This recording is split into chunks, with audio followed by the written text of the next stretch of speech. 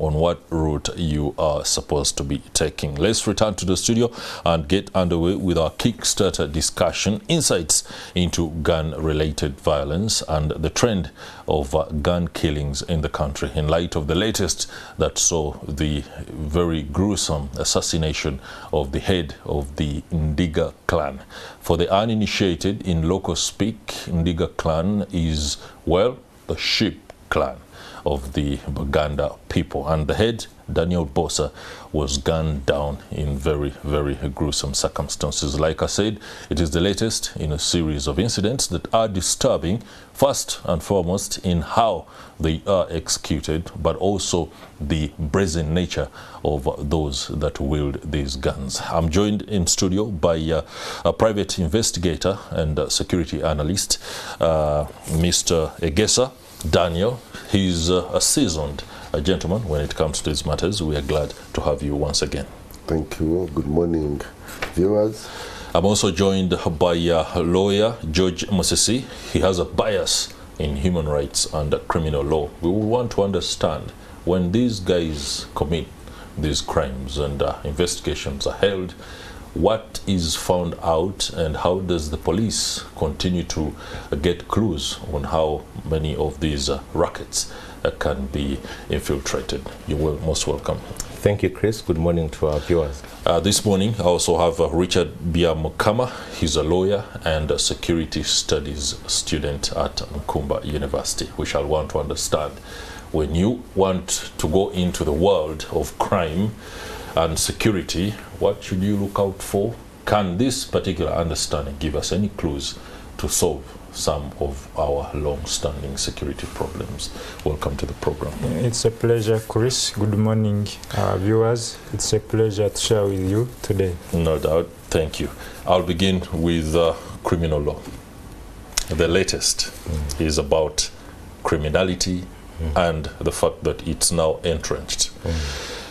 We've come literally, and it's a very disturbing place to be, when crime like this happens. People hire, procure bikes and then come and commit gruesome, heinous acts in what has now become a very clear pattern for all of us to understand. Very clear pattern. Follow the target, get ahead of the target, and then specifically, you know, there is that precision aspect about this, to the extent that the people who are doing it know their game beyond anything that we can understand. What is your take on the latest killing of Dan Bosa?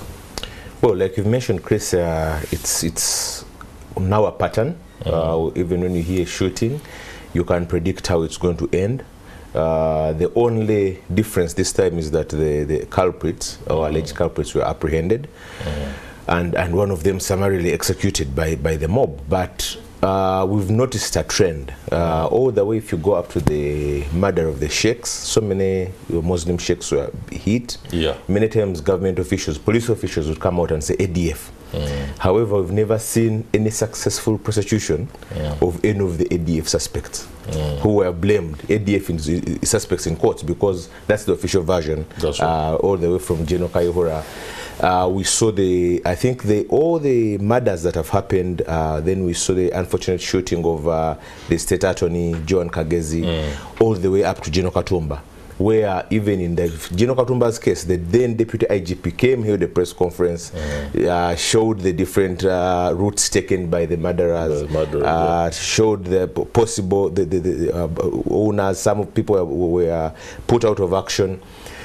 Now, it's only in Kagezi's death that recently they say they are charged some people. Formally, they charged some people. We've not yet got evidence. That means that they've not been prosecuted yet. That's right. For purposes of getting evidence. For the case of the late Chirumira, there was a prosecution which where court acquitted them. So we've not seen a successful prosecution of many of those shootings. Even in the case of Gino Katumba, the prosecution yet to begin, though some suspects were held. Now, when the reason of prosecution is that it acts as a deterrent.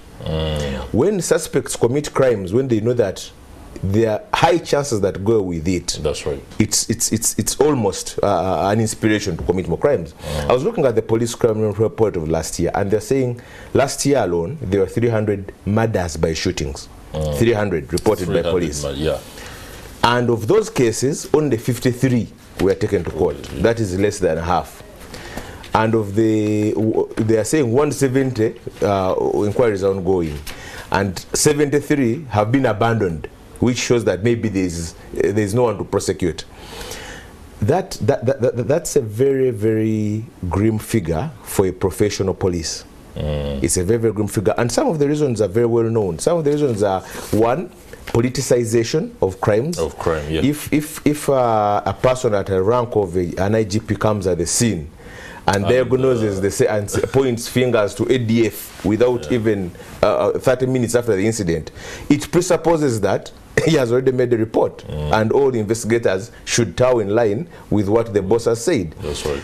Then the diversion of most of our intelligence to political intelligence, because we see our intelligence will know very well what the leading opposition figures have had for lunch, who has met them at 1 a.m. But when petty crime, even burglary and break-ins, you can hardly see anyone. So there's been a diversion of interest and resources in political intelligence to real crime. Leaving so when such a thing happens, and it's actually ironical that the first time we see a person who was alleged to be shooting executed or punished, quote unquote, is by the public. The arrest was by the public. So it's quite ironic.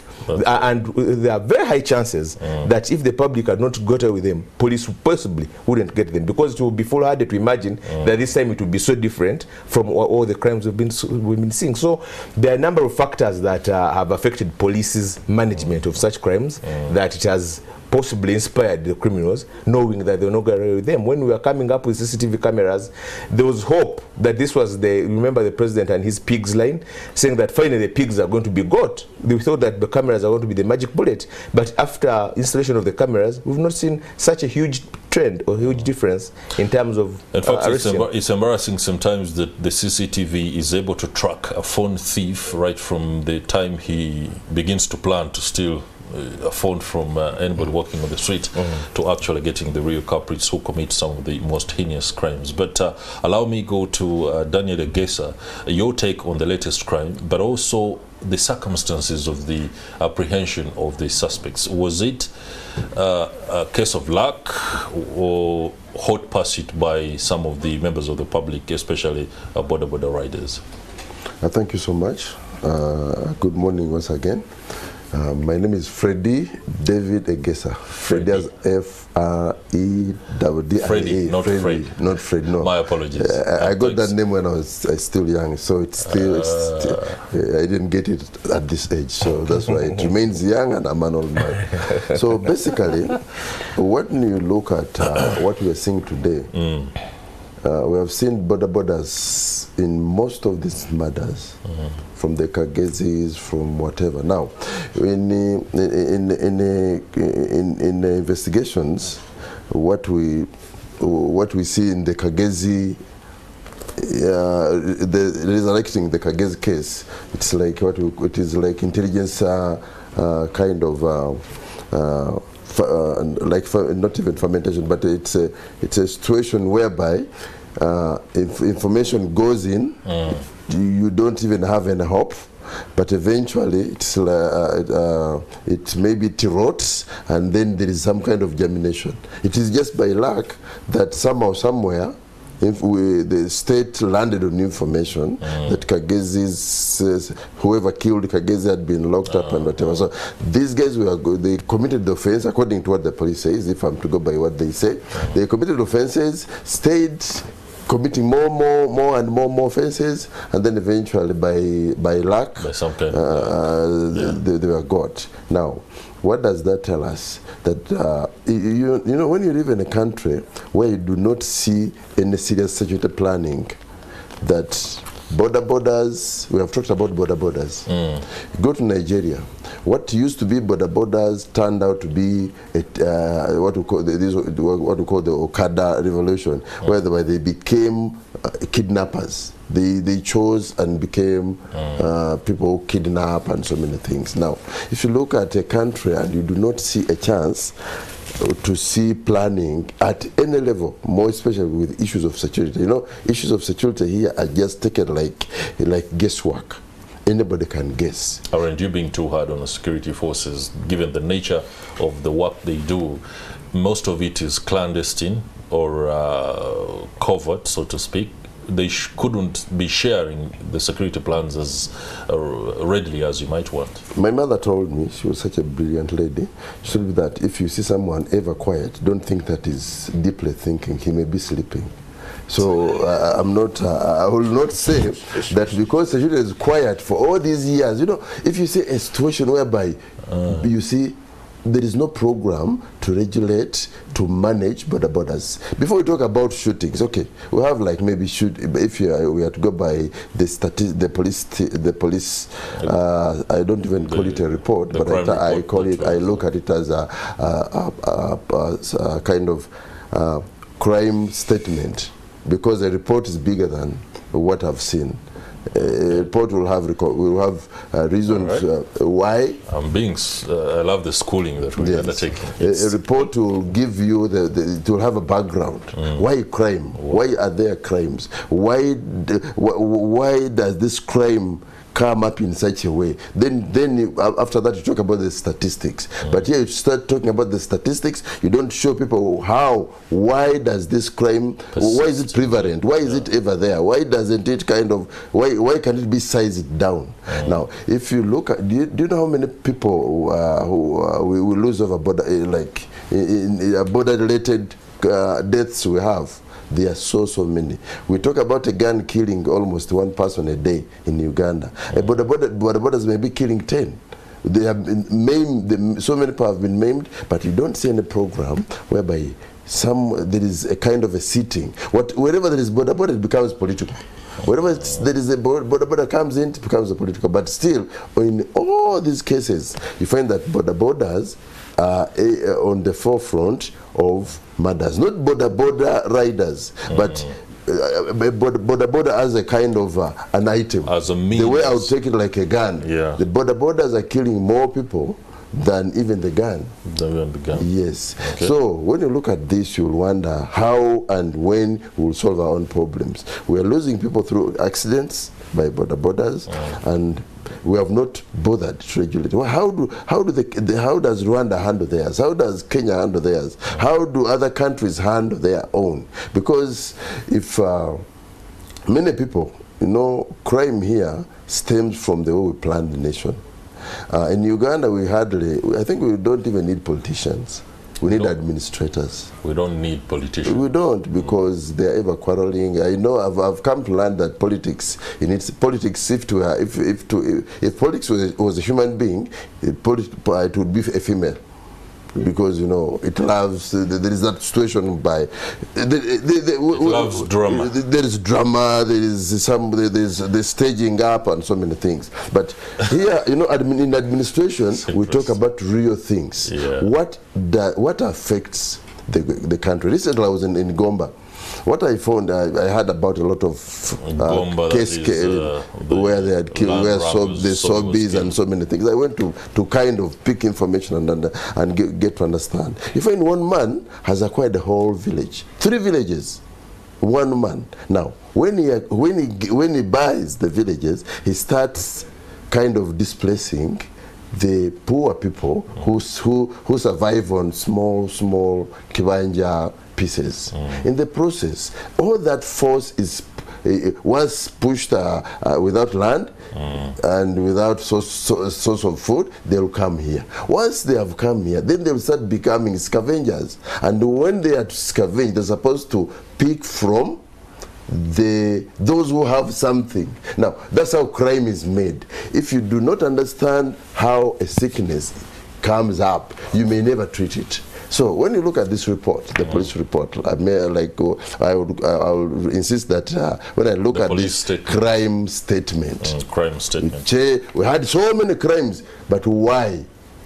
That was at the end of the day, you go to have they indicated means and ways they will kind of size it down. Okay. Yeah, if you talk about, you say crime has gone down by 1.5%, me, I wouldn't even say that, because it means nothing. 1.5 nothing means nothing. What have you done? No, I'm not saying that they are not doing what they are trying to, whatever, but they are doing so many other things wrong. So many other things wrong. Once you don't understand the source of crime in Uganda, how it comes about, you may never have a solution for it.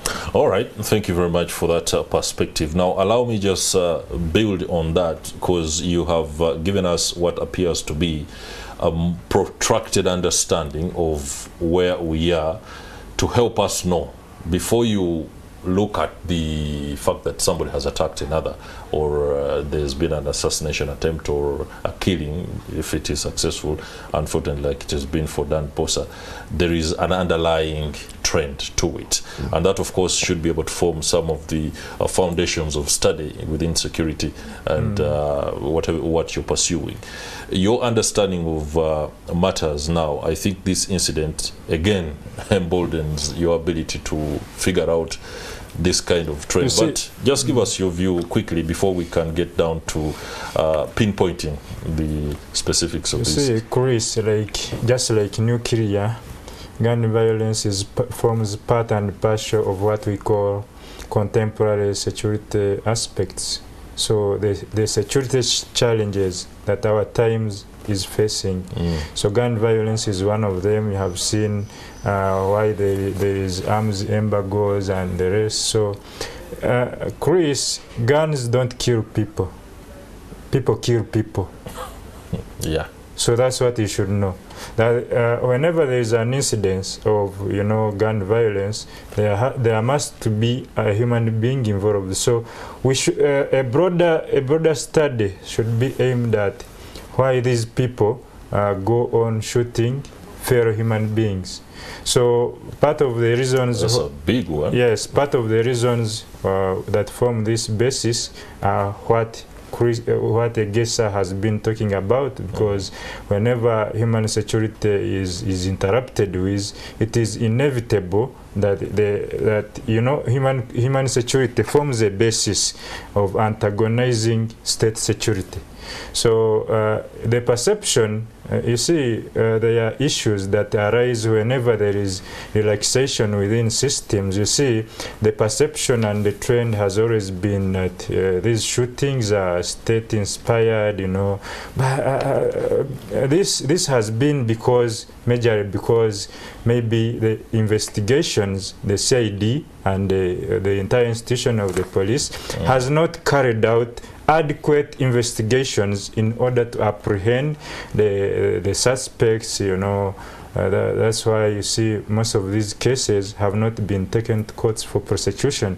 So whenever there is no prosecution, so the people or the criminals, these assassins, are not identified. You see, after crime is committed, the suspects are supposed to be identified in courts of law, either to be found guilty or innocent.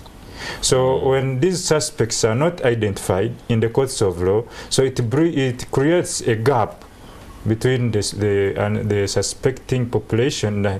These shootings must have been maybe state-inspired, or there is a lot of relaxation. So, but in this particular context, we have seen the suspects being identified by the citizens, and one of them has been summarily executed. I myself truly believe that if it is the trend, summary execution, including mob justice, if it is the only solution, then we ought to go by that.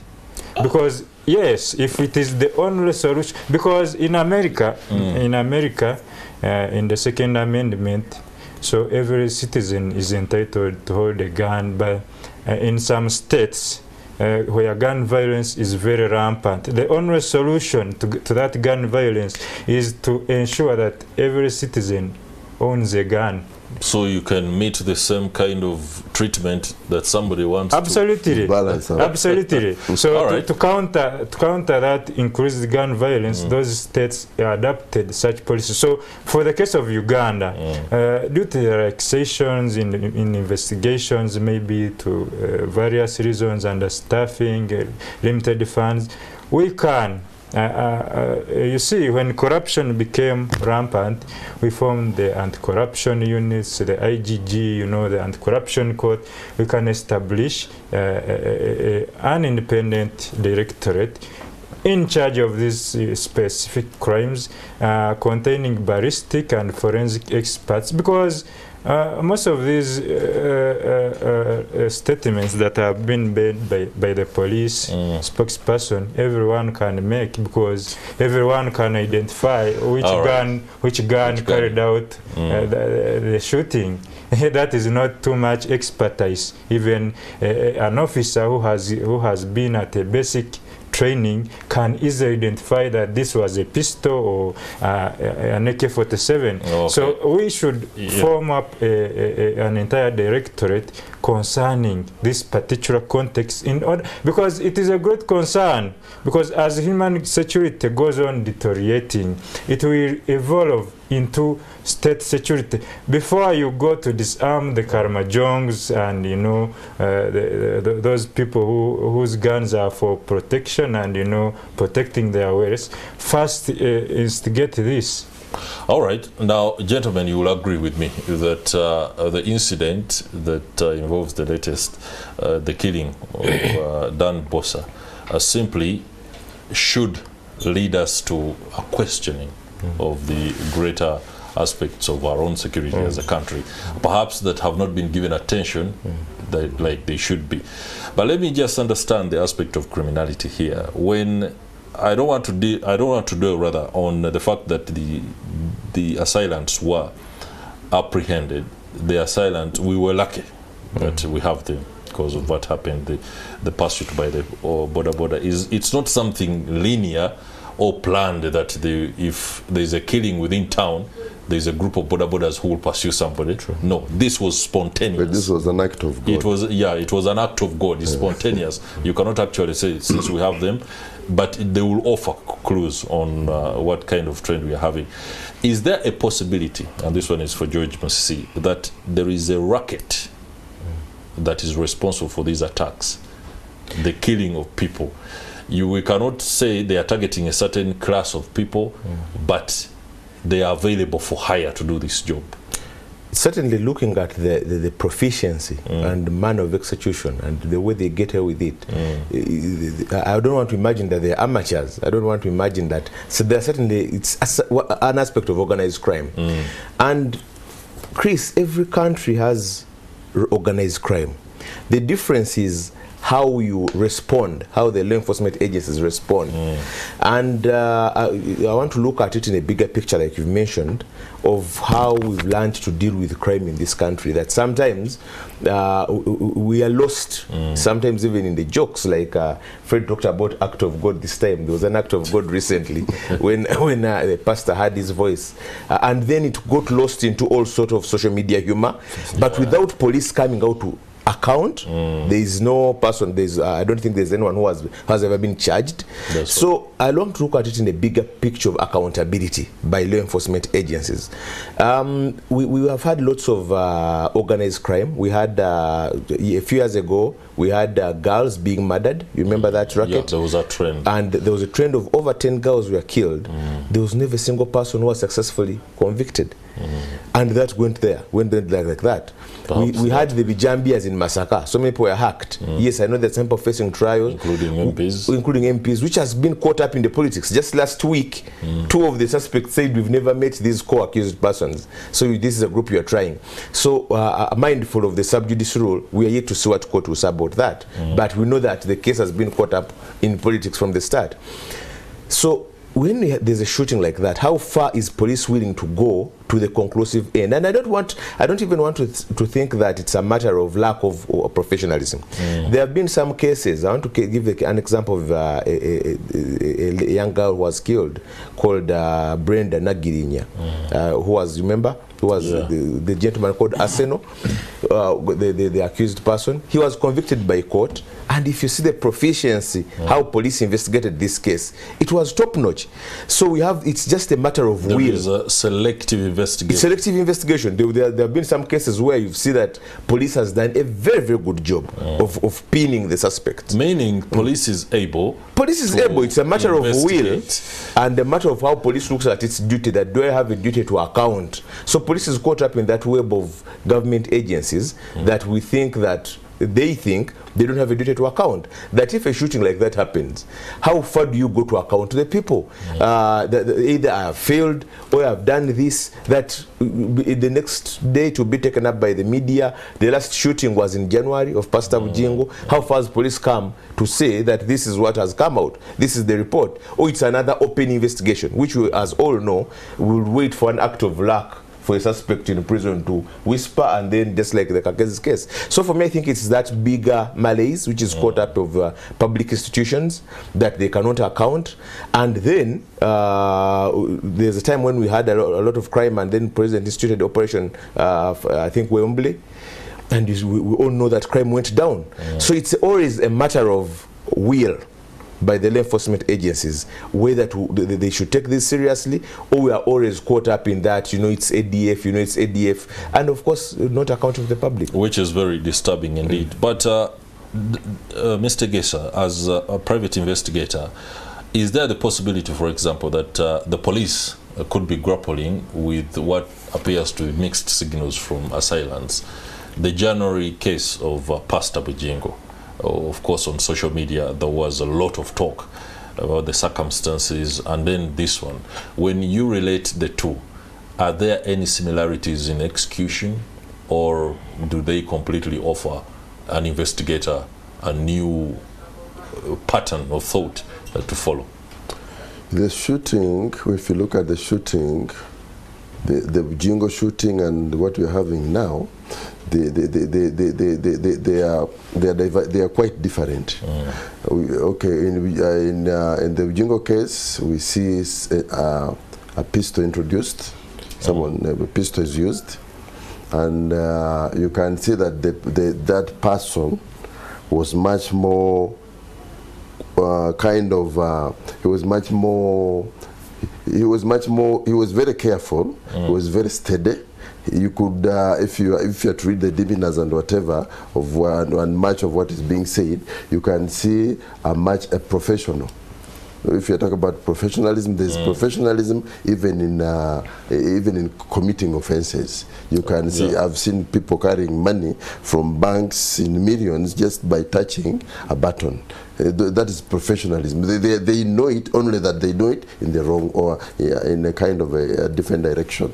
Now this one, we are looking at a team of, the other one also looks like more of an assassin. These ones portray the picture of thugs. A thug is I wonder if the public will understand me on this.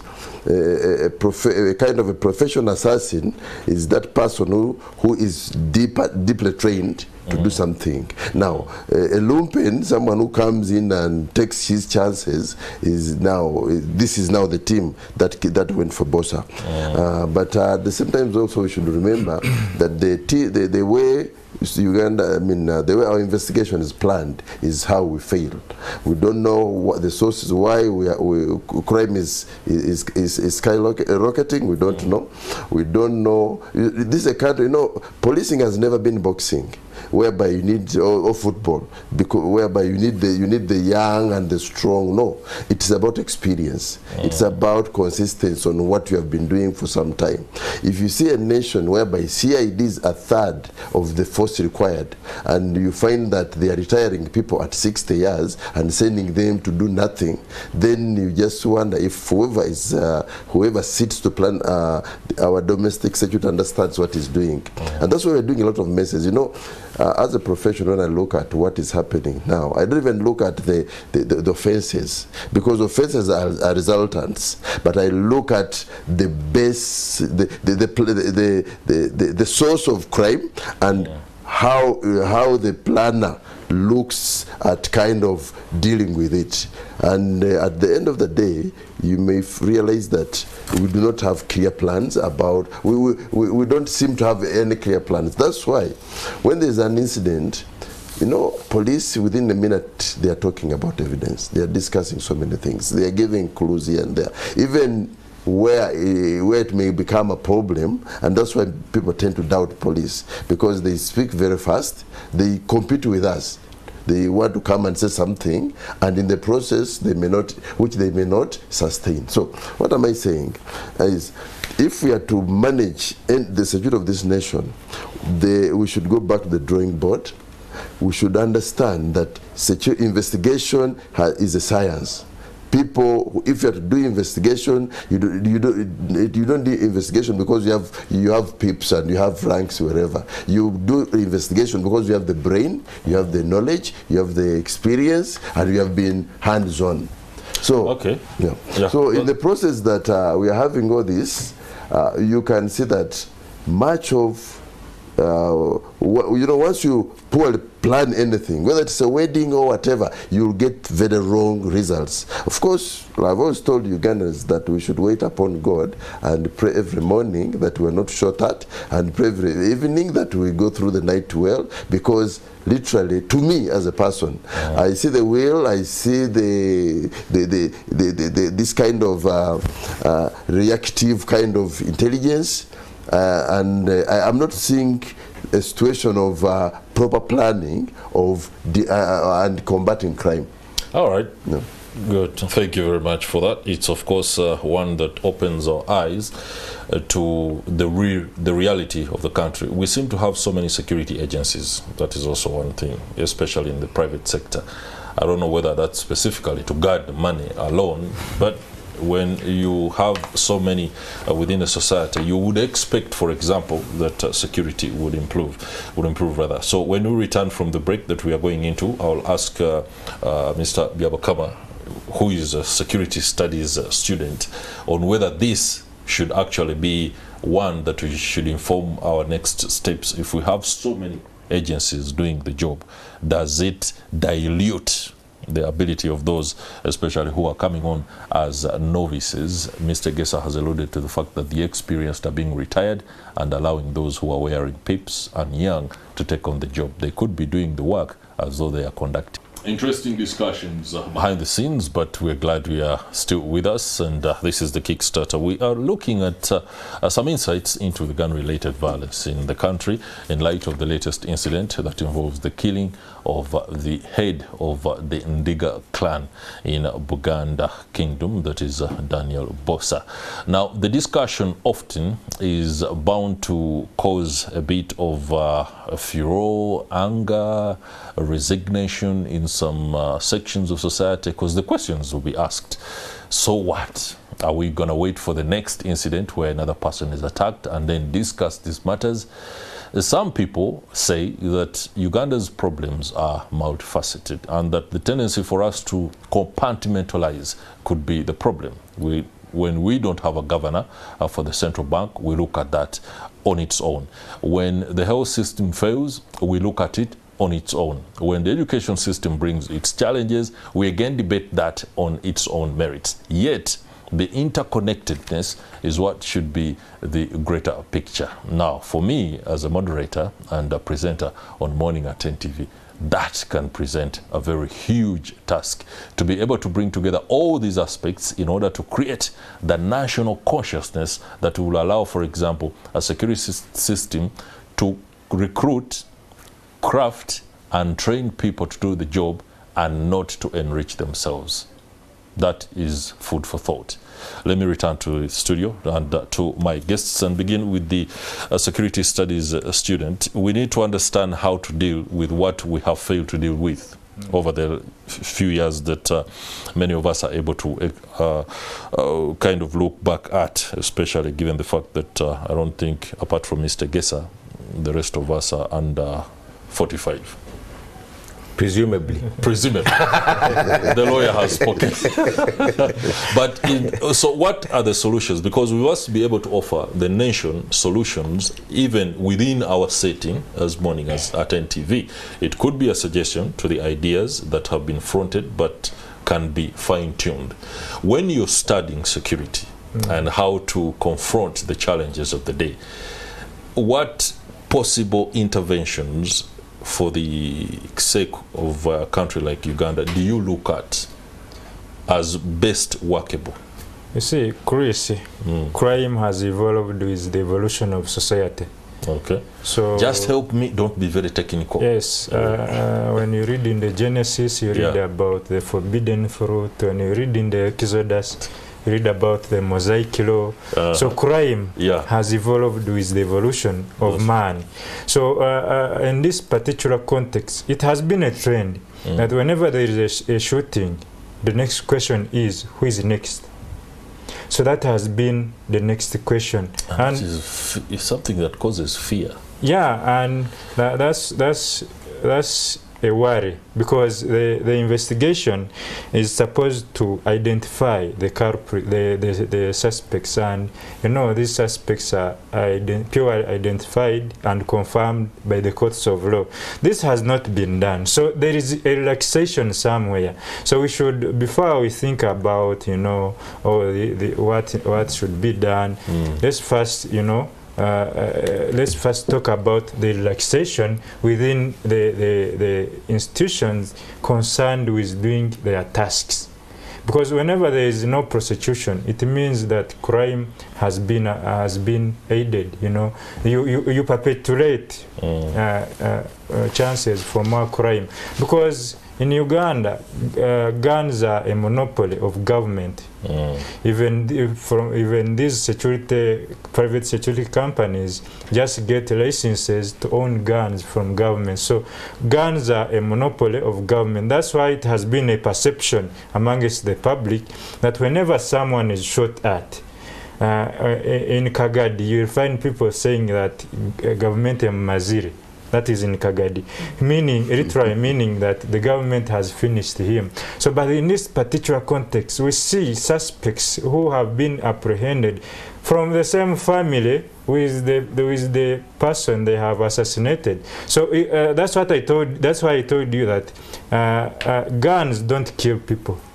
People kill people. And that can be a psychological issue or a sociological aspect absolutely, or financial, economical. So there are several reasons as to why people commit crime.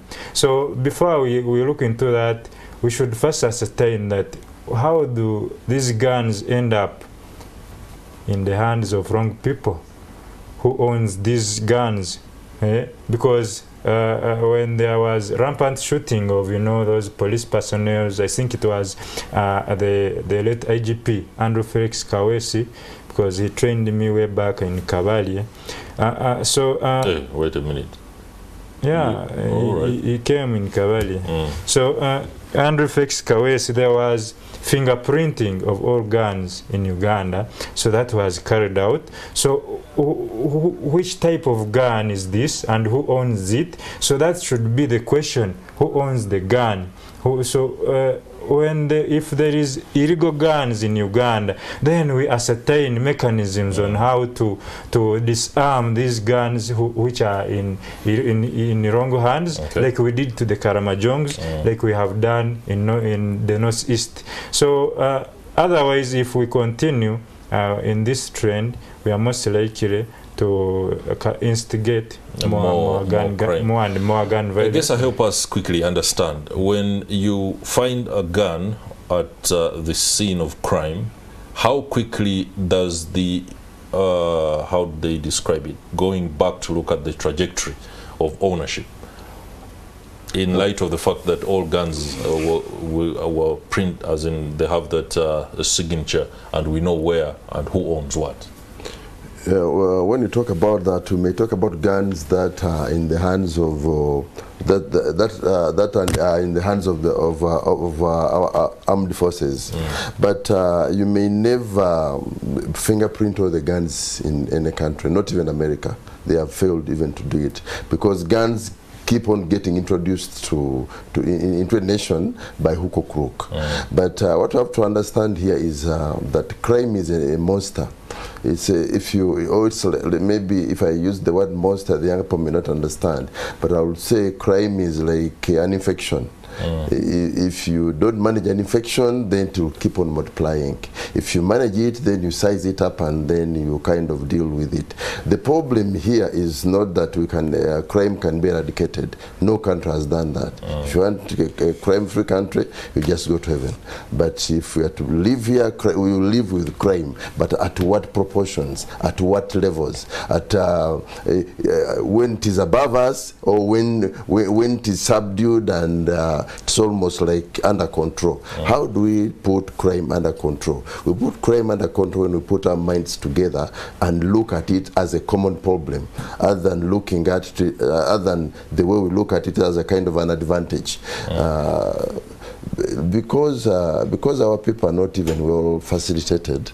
You hear policemen saying, you know, the way they put me, we are not busy. That means if you pull him from a window and take him some village, he will say, they're truly busy. And you see, he's really unhappy. So busy is the buzzword for... things are kind of moving, people are picking pockets, and then you arrest them, and then you charge them, and then make a bond. Yeah, why? Because this man earns 600,000 shillings. He has no duty-free shop where he picks whatever he needs for his house. He has no school, no particular school where he takes his child. He has no proper accommodation, but he's supposed to, they call it use your own initiative. Meaning go and borrow money and go and investigate. Sometimes we also have to bother and see the force which we are pushing to deal with investigation and deal with crime. No, these phones have created problems. Everybody has a phone. You find a man has a gun here and is literally kind of what? Surfing and scrolling and whatever. Now, as he's doing this, he has a gun here. The message comes in, your child has been sent back from school because of school fees. There is no posho, there is no that. Now, if you have such a mind and you believe that it's going to keep Uganda, then we are literally messed up. We have to understand how other countries have done it. We cannot coerce people into protecting us. You look at bodyguards, they move sometimes even without lunch, without supper. Now, if we are going to, if we think that team of guys we only force to be submissive, we only force to be attentive, can look at files and follow, I think we're getting it very, very wrong. And that does not even stem from the police. That stems from all sorts, or all teams of administration, from the executive to even to parliament. How do we look after people we put online to kind of secure our own lives? That becomes a situation. Why? You see, in Uganda, you find that the big ones move in convoys, but the local person doesn't even know how to manage, where to go. That's what I've always told people, that it's high time that we wake up and we're just praying. Because to me, when I look at reactionary measures, someone wakes up, once there is a bullet, then you see all the guns you need coming out. But guns have never been a source of a basis of security. It's one of the tools in case maybe you need enforcement. But I can maintain security if I pick the right intelligence, if I do the right things, if I do proper analysis. Now, information, somehow, somewhere, police is not succeeding because information does not come down from the people. Now, people also cannot trust hungry policemen. If you look at a man, he's hungry, he's also as desperate as you are. Now, if you tell him a secret, peradventure, he sells it to the other person. Not because he wants, but because he's inadequate. Because he looks at himself, other than the orders and the instructions and saying, you court-martial him, or you do this and the other. Do you look after him? We have a problem as a country. Is it a case of a deficit of a positive consciousness that should allow us to attend to our problems in a collective way other than looking at each as a single subset? I think it's a case of accountability. It's an accountability issue that government doesn't appreciate that I have a duty to account to Ugandans in each and every aspect. So that is, even if you compare it with this one, these particular crimes, Freddie talked about earlier about border accidents, and even accidents in general, road traffic accidents in a year, that how far does police think that I have a duty to prevent these accidents? That 1,000 Ugandans have died as a result of accidents. How far does government know that even one Ugandan life is bad enough that we should go out of our way in each and every to prevent them? Otherwise, regulation of borders wouldn't be a matter of politics. It would be a matter of a basic thing. It would be basic. The fact that you see wearing reflectors, it's an operation which comes and goes. So for me, I look at it in the bigger issue of accountability, that government doesn't think that even when Ugandan, you should go ahead and account. They were just statistics that, 300, I'm telling you the report launched last week, 300 murders by shootings. 173 were abandoned, and life continues. Why?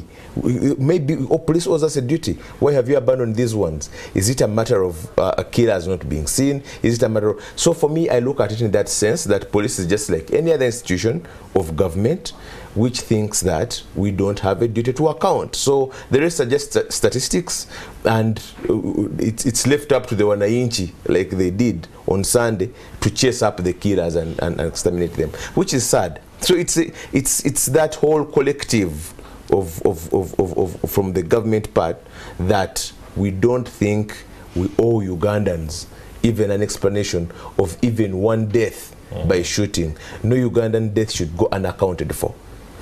What should shock our conscience into acting? And this one is, as we wrap up, it's a case of finding solutions. If you asked a Ugandan a question on the street, that who do you think is the next victim of a gun shooting?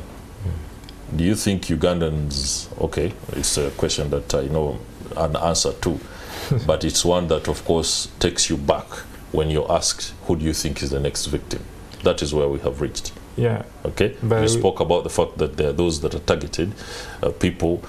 We don't want to see a trend that only the seemingly rich or powerful are targeted. Chris, remember when there was the issue of the sheikhs? Yeah. And the general trend among the public was that those Muslims are killing themselves. Every time there was a shooting by a sheikh, they said, no, those are Muslim wrangles. Until it slipped away from the Muslims and they started the Kagezi, Kawesi. That's when the nation woke up. How do we move forward? You see, in this due context, even if you disarm the entire population and all guns are kept in armorers, so the trend of crime may continue. So unless you solve, because the trend of crime may shift from using gun violence to using machetes or boxing each other, because there is a problem instigating this.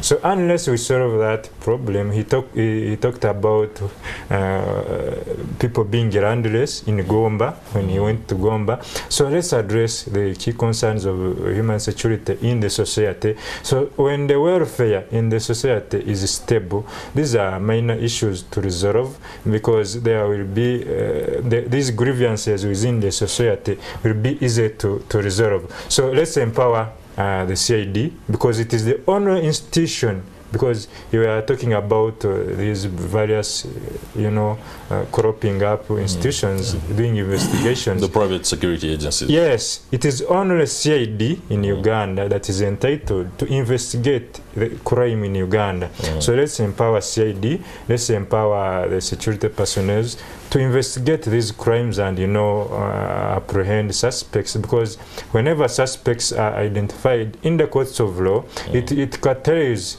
chances of perpetrating the same crime in the near future, because these suspects are apprehended and sent to prison. So when you curtail the trend, so you are preventing the possibility of further crimes. So empowering society, let's empower these institutions, let's empower the media, because the media helps a lot in dissemination of information to the public, creating vigilance, informing the population. So those are the few measures that we can adapt as the state in this particular context to to reverse the trend. Okay, there's so many measures available to the nation, both at individual, collective and state level. But let's get an understanding of exactly where our CID is, or the personnel who are investigating these crimes. If you're to speak about, and this is for you, Mr. Gesa, if you're to speak about the ratio of CID per population number, for example, Kampala, a CID superintends to an area that could well cater for how many people? Do we have, can I rightly say that Serena area, 3 CIDs, that is the capacity levels we have, or we have a case of 1 CID superintending over Kampala Metropolitan? I think the biggest picture would be that the CID force we have now is only a third of what is required. Only if you look, a third of what is required. And if you want a job done and you only have a third of the manpower you need, then you're just trying to waste time, because the timing and whatever, you may not have space to do what you want to do. What I also wanted to possibly expound about is Uganda. Informally, we live in cassettes. We live in what? Cassettes. In levels. Okay. They are the very well. They are the middle class. Then they will have the other Mfunampolas, the lower class. Now, because of white-collar crime and lots of indiscipline here and there, impunity by those who have money and so many things, we are creating divides, not even political, but kind of economic. We have those now, because the poor believe that the rich have literally eaten up their roads, eaten up their schools, eaten up whatever they would have access to, and left them to be scavengers. In future, if we are to, there's what we call intelligence dreaming in intelligence studies. You can predict about what type of crimes and who will be the perpetrators of crime and against who and by who. You have to understand that in future, the very poor and those who have been deprived, pushed out of Vibanja, pushed out, not given good education, they will one day become a force if we are not careful. And once they become a force, so the question will be, what Uganda do we want to leave for our children? What Uganda are we going to leave for our grandchildren? We may have collected everything we need to have now, but how will we sustain legacy of what we have collected if we do not correct what we have today? Because that should be the statement that forms that kind of informs our mind to think about solutions now, other than collecting all the wealth we can have and all the power we can have and oppress everybody. Because at the end of the day, if we think, if you're going to, those who are too rich are not very many. Those who are middle class, it's usually 1%. Those who are middle class, they are also a fair team. But then you have those who do not even know if they are to eat tomorrow. Now, it is coming to a situation that they believe that coming to rob from those who have something is a right. Now, that's where the mindset changes. If someone is coming to your flat because he believes that he has a right to what you have, because he has not been planned before, you have been possibly grabbing whatever you have grabbed and you have put skyscrapers everywhere. Now, this person looks at you, you become a target you become a target of attack, because someone wonders, when he looks at you, says, no, but I think this man is driving. You have seen this guy snatching phones and whatever. Some of them believe that they did not have a chance to have good phones because maybe we have used undue processes to get rich, to do this and the other. So if we don't address the question of harassing those who are too poor, we have a problem. Lastly, we are having, in Uganda now, like those who grab land from people, they have created what we call a vacuum. Someone wakes up and says, I have instructions from above. My investigation is, sincerely, there are no orders from above. It's just a clique of thugs has realized that the force from above is not very assertive. It's not on the ground. It's not on the ground. So they have taken up that space. And that's why they say it is General so and so who is buying that plot. He may be another thug on the street. And the fact that the population cannot even question when somebody says above. No, when you go to a policeman and says, my friend, I fear arresting because there are orders from above. Someone may think the president has called and say don't arrest. Someone may think that the speaker has called and say don't arrest. Kumbe, it is just a situation. It is just gimmicks of thugs. Now, if we do not open our eyes, more especially the middle class and the higher up, if we don't open up our class, we will never leave a legacy in this country. George Musisi, what I hear a guest are saying is that some elements within the society are taking on the job or giving themselves the mandate of resource distribution. If somebody is convinced that the rich have what should have gone to them, so they can go and attack. In the case of Dan Bossa, whoever thinks or wanted to redistribute resources, because he wasn't, I understand he's a businessman, he was a businessman rather, when you kill him like that, what next?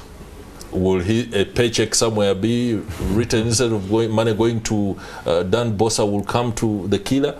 Of course, every society would have crime, like Fred mentioned, and those sentiments can arise in every society. That's right. What deters them is the level of efficiency in the aftermath of the crime, because the essence of punishment partly is to deter other people. To deter, yeah. So we need to look at the whole chain. If you talk about police, look at the chain of police, look at the prosecutions, because if you have, I give an example of the massacre killings. If you're saying that investigations are done and the case is ready for trial, why don't you try and either acquit or convict? Yeah. The mere fact that you can even have suspects and have them kept in remand for 5 years, it doesn't augur well with the issue of deterrence.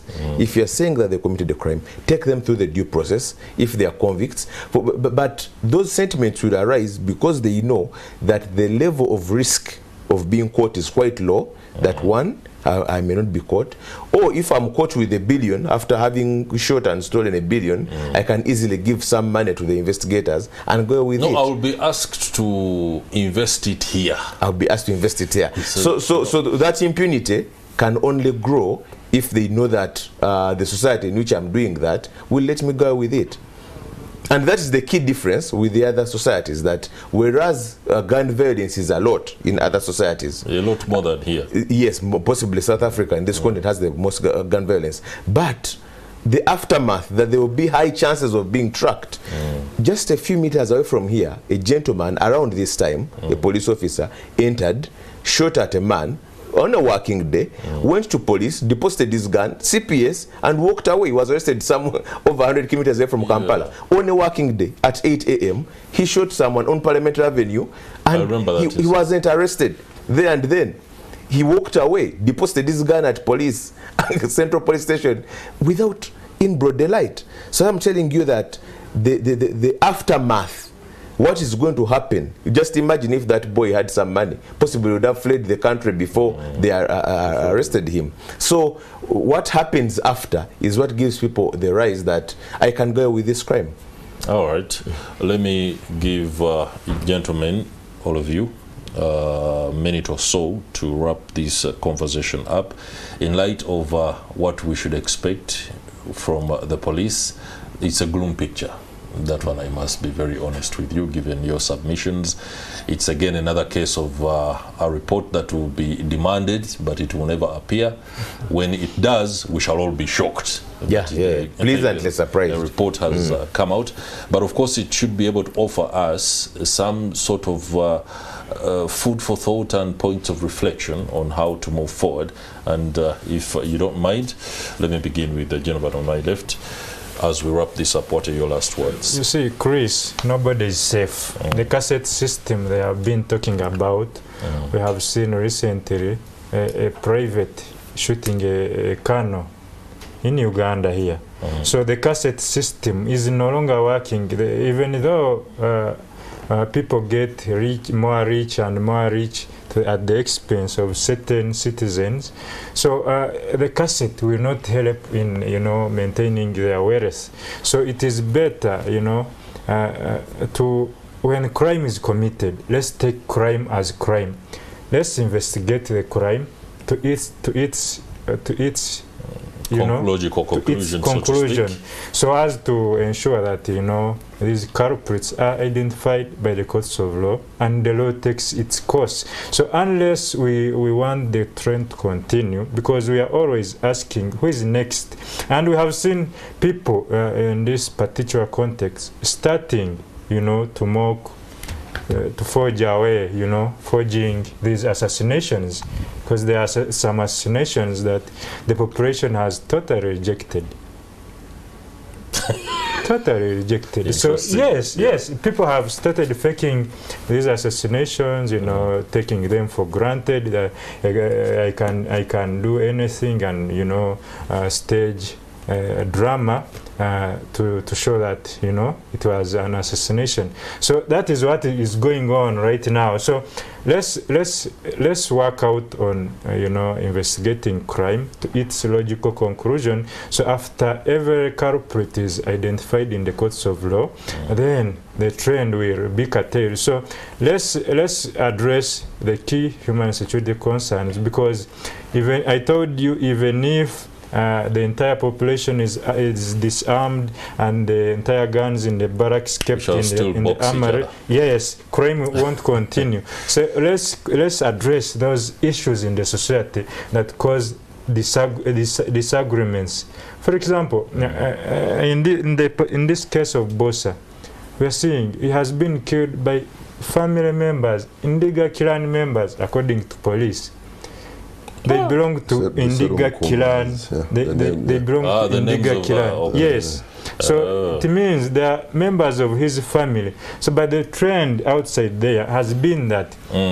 I think that's the wrong thing for the police to do. It will be a total misrepresentation. Yes, whenever there has been a shooting in Uganda, the perception in the public has always been that it is targeted assassination, either by government or elements within security agencies. So the trend is changing. People should be told that crime is crime, whether committed by government or by an agency of government. Crime is crime. Let's investigate crime. Let's deal with crime. Yes. Okay. Judge Musi? Yeah, I don't want to differ from the core message of my brother, that we need accountability as the public. From the agencies we pay money to investigate. That's right. Investigate crime, enforce the law, such that we see some degree. A story is told, as it's published, that in the NRA, when the NRA was still in the bush, a soldier shot a civilian. I think it has been even published in General Kano, the late Pecos Putesa's memoirs. And when he was going to be court-martialed, General Jim Muhwezi, who was a lawyer in the bush, told the president that the soldier was drunk, so he didn't have the intention to kill. So the president said, that thing you're calling mens rea, am I going to tell it to the Wananchi that am I going to put it somewhere and shoot it? So but the core moral is that there was a need to account to the public that this person has committed this crime, has been punished. That's right. But now it's business as usual. The next week, possibly there will be another shooting, God forbid, or there will be another story, that we always move on. That's why police can report to you that we've closed 173 cases of murder by shooting in less than a year, and we move on. That's like Freddie said, it's just a statement. People are dead, no accountability. We just need to go back to the basics. Okay, sir, your last word. Thank you so much. Our ancestors were very wise. What they used to do is, like, if someone wronged you, they would say, what you have to do is you just pick his dust, then we shall deal with him.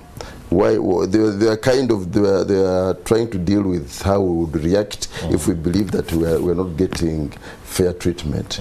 In Uganda, where we have courts which can take 15 years to decide a small case, where you have a situation where you walk into police and they say that case, we will not enter it, it is not a case, where you go crying that my wife has beaten me and they say bibi anakupiga namna gani. Now, in the process, we are telling people that go and beat the woman, go and do this, go and do the other. Now, when a country does not create, solve a system that solves conflicts, that deals with problems, that fuses and kind of counsels people to work as a team, but where the strong takes the day, where the weak is always like is small. They used to tell me that you know, I was a very short boy, and I used to fight a lot.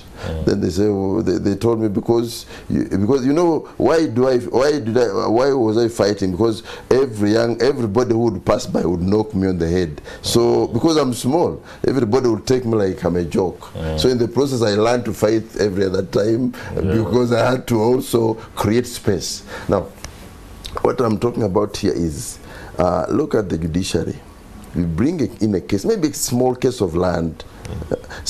Now, people somehow, somewhere, there is that situation of saying that maybe I have nowhere to go. That is also going to add to offenses. It is going to create a situation of what we call midnight courts. People become midnight courts, where you become the policeman, you investigate your own case, you become the prosecutor, you become the judge, then you execute. Some of these cases is, if we are to, like, I just pray that we get to know the motives. You know, when you don't fully investigate a case, you not get to know the motive. Now, once you get to know the motive, it is very easy to build a deterrence in some cases, as you counsel people, as you help them to solve, to have a kind of a problem-solving mechanism, which we completely lack. All right, thank you very much. Freddie Daniel Egesa, a private investigator and a seasoned security analyst, for that perspective. But also, thanks to you, George Masisi, human rights and criminal law biased lawyer, so to speak. This time I've completely disassociated you with your fears, especially in light of the show. But of course, we are also joined by Richard Biamukama, a lawyer and security studies student. All right, Morning at NTV does continue. Please do stay with us. We'll be right back.